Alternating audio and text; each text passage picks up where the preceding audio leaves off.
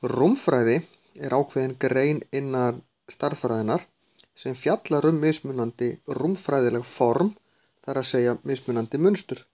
Til dæmis allt sem tengist þríhyrningum eða ferhyrningum tengist rúmfræði, meira eða minna. Það er stundum óljóst, ekki ljóst innan hvaða grein við erum að vinna og stundum blandast þær saman. Við til dæmis notum mikið af algebru þegar við erum að leysa rúmfræðidæmi. Þegar við erum að finna rúmmál einhvers